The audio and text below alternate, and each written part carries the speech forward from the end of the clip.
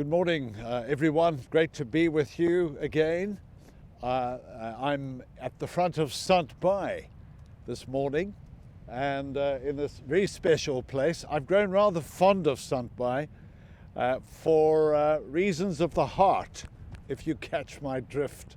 It's a really special place because somebody special in my life lives in St. By. Now, you wouldn't imagine that just a few days ago, behind me was an entirely different scene. This picture of tranquility was the exact opposite.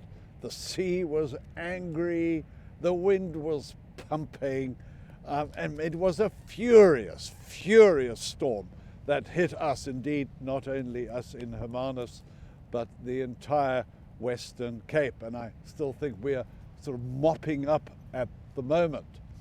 But when I watched the storm and I came down here just to look at it, try to get as close to the sea as I possibly can without endangering myself, I was reminded of that story in the 27th chapter of the book of Acts, where Paul is en route to Rome. Remember, he was a prisoner and felt that he had been treated unfairly, so he demanded that he goes to make a personal appeal to Caesar.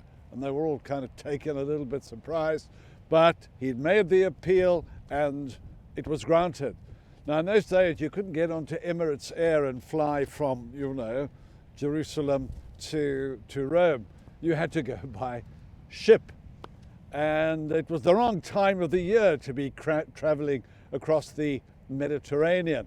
And sure enough, off they go and they get caught up in a furious storm, and they're battling the elements. And the ship is completely out of control. It's being driven by the wind. And they move down towards the North African coast near Libya. And then they are blown back. I mean, absolute desperation. These people are despairing of their lives. And then we read, and Paul is on board, remember, and then we read that they feared that they would be dashed against the rocks. So they threw overboard 4 anchors and they prayed for the dawn. Now, life as a whole, your life, my life, has often been compared to a great journey, a great voyage. Some of the great stories of Greek mythology involved crossing of seas and storms and challenges. It's a microcosm of your life and mine, our lives out on this heavy, heavy sea. And the one thing we do need to have, and it's the question I want to ask you, is, do you have an anchor? Do you have an anchor? Now, my surname is Gray, and the symbol of the Gray clan is an anchor, with the words anchor, fast, anchor. There are other folk, I know the surname Clark, family Clark, with the symbol of the anchor, with the words steadfast and sure.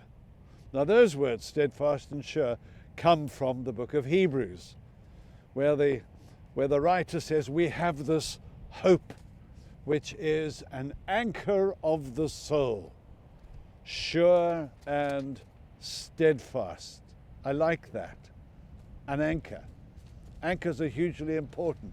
We've got the huge anchor as the symbol of Cape Town, and the Latin motto, spes bona, which means good hope. So, we're crossing the great journey, the great ocean of life, and we're all on this journey. Do you have an anchor? When I was here just a few days ago, I was saying to myself that lovely old hymn, which not many churches sing these days, will your anchor hold in the storms of life, when the clouds unfold their wings of strife, when the strong tide lifts and the cable strains, will your anchor hold and firm remain? That's the question.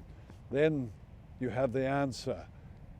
We have an anchor that keeps the soul steadfast and sure while the billows roll, fastened to the rock which cannot move, grounded firm and deep in the Saviour's love.